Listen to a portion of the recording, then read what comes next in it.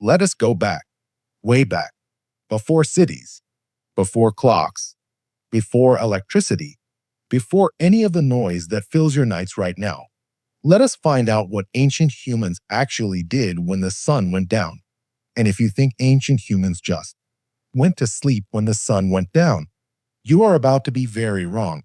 Imagine this. You are standing outside, somewhere in Africa, around 50,000 years ago. The sun has just disappeared below the horizon. And within minutes, not hours, minutes, the world around you is completely, totally dark. Not the kind of dark where you can still see the outline of your furniture. Real darkness. The kind where you cannot see your own hand in front of your face. There are no streetlights, no glow from a phone, no distant hum of a city, just the sound of insects, the wind moving through dry grass, and somewhere out there in the black, something breathing.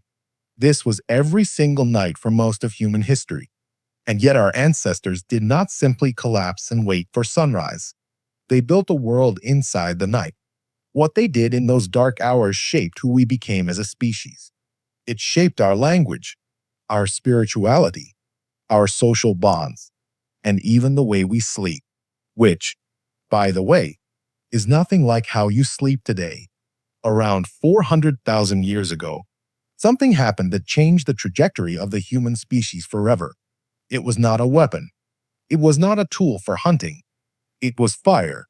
Controlled, intentional, repeatable fire. And the reason it mattered so much at night is not just because it was warm, though it was, and not just because it kept predators at a cautious distance, though it did that too. It mattered because for the first time in the history of life on this planet, a living creature had pushed the darkness back. A small group of humans could sit inside a circle of light, in the middle of the absolute black of a prehistoric night, and be together. And what they did inside that circle of firelight is one of the most fascinating things researchers have ever uncovered about our past.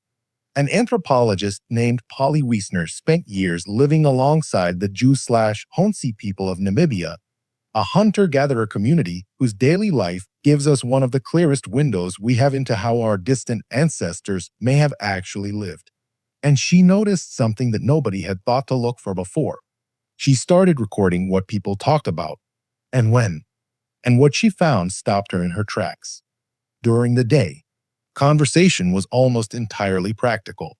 Who found food, where the animals were moving, disputes between people, decisions that needed making, the unglamorous business of keeping everyone alive.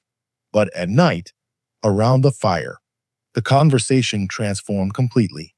81% of nighttime talk was storytelling, myths, legends, tales of the ancestors, jokes that made the whole group collapse with laughter, songs passed down from grandparents who had heard them from their own grandparents.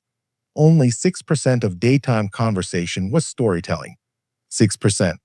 The fire did not just light their faces. It unlocked something in them. And here is why that matters so much. Many researchers now believe that the nightly fire gathering is where human culture was literally invented. Not written culture. That came much later.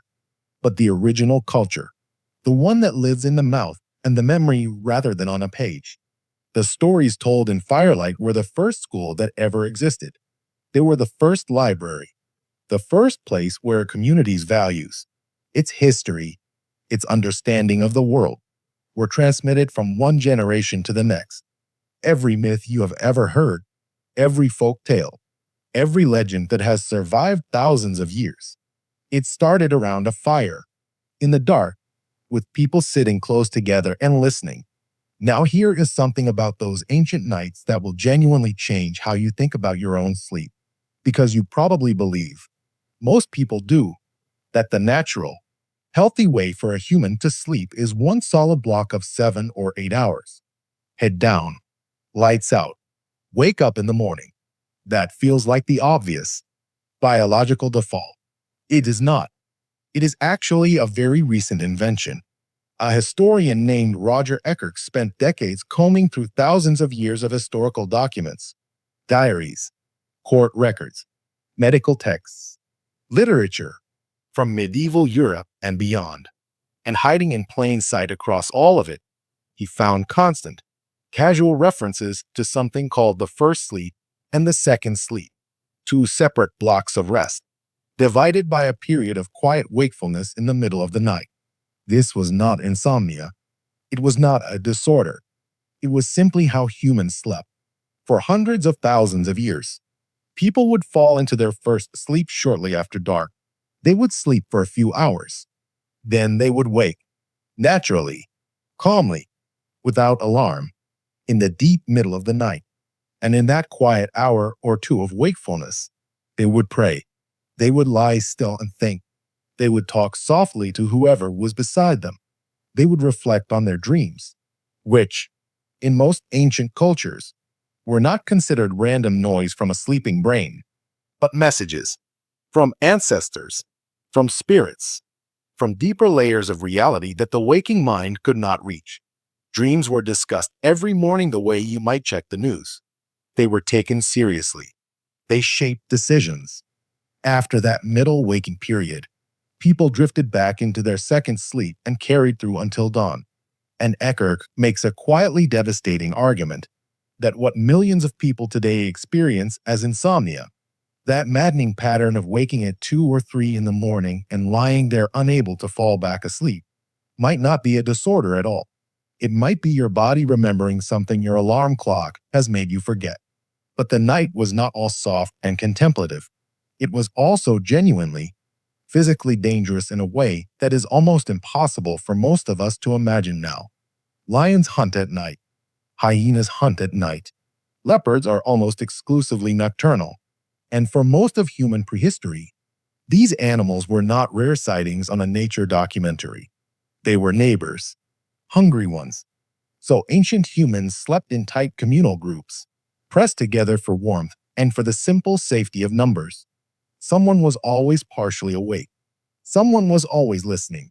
Researchers believe this is actually written into our biology, that humans are unusually light sleepers compared to most mammals precisely because millions of years of nighttime predation shaped the architecture of how we rest. And into this picture fits one of the most beautiful details in all of human prehistory: the domestication of dogs. It began somewhere between 15 and 40,000 years ago, right in this same period. And while people used to assume it was about hunting partnership, one of the leading theories today is simpler and more intimate than that. Dogs were alarm systems. A dog's hearing reaches frequencies a human ear cannot detect. A sleeping camp with a dog at its edge had advance warning that no human sentry could provide. The bond that exists between humans and dogs today, that deep, almost inexplicable mutual loyalty, may have been forged in the dark, in the shared vulnerability of ancient nights, each species protecting the other from what waited outside the firelight. And above all of this, every single night, was the sky. Before electric light poured into the atmosphere and drowned it out, the night sky was an overwhelming living presence above every human on Earth. The Milky Way was not a faint smear you might glimpse on a camping trip. It was a blazing river of light, wall to wall, every clear night. Everywhere on the planet, thousands of stars were visible to the naked eye that the vast majority of people alive today have genuinely never seen. And ancient people did not simply admire it. They read it. The stars were a clock, a calendar, compass, and a sacred text all at once. They told you when to plant and when to harvest. They guided you across open ocean.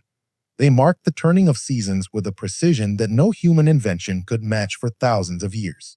The first calendars in human history were not based on the sun. They were lunar, counting nights, not days. Because in a world without artificial light, the night sky was not background. It was foreground. It was the most information-rich environment a human being could look at. And it fed something that went even deeper than practical knowledge. Ancient people looked up at that sky and felt the full weight of the unknown pressing down on them. And rather than turning away from it, they leaned in. Every ancient culture placed its most sacred ceremonies at night. Initiation rituals happened in darkness deliberately, to strip away the familiar world and bring a person face to face with what they did not know, what they could not control, what was larger than them. Healing rituals were performed by moonlight. The dead were mourned and guided at night, in the hours when the boundary between the living and whatever came next felt the thinnest it ever got. Night was not just dark, it was sacred. It was the time when the biggest questions felt most urgent and most alive. And then in 1879, Thomas Edison demonstrated an electric light bulb that worked. And within a few decades, artificial light had spread across the developed world and quietly dismantled everything. Night became optional. You could push it back, ignore it, work through it, fill it with entertainment. The forced pause disappeared. The communal gathering dissolved. The segmented sleep that human bodies had practiced for hundreds of thousands of years was compressed into a single rushed block that never quite feels like enough. The space where stories were told and dreams were shared, and the sky was red, and the biggest questions were asked. That space closed up, and in its place came screens, and loneliness, and the strange modern epidemic of lying awake at 2 in the morning feeling like something is wrong with you. Nothing is wrong with you. You are just an ancient creature living in a world that forgot what the night was for. And here is what I want to leave you with. The ancient night was not empty. It was not something to be endured. It was the richest, most human part of the whole day. And maybe, just maybe, there is something worth reclaiming in that, even now, even for you. So here is my question for you, and I genuinely want to read your answer in the comments. If you turned off every screen tonight after dark, sat somewhere quiet, and just let yourself be in the night the way your ancestors were, what do you think you would feel? Peaceful? Anxious? Bored? Something else entirely? Tell me below. I read every single one. If this video made you see something differently today, please give it a like. It takes 1 second and it helps this channel reach people who would genuinely love this kind of content. Share it with someone curious, someone who asks big questions, someone who might need to hear that the thing keeping them up at night has been keeping humans up for a very, very long time. And if you want more videos that dig into the hidden history of what it actually means to be human, subscribe. We are just getting started.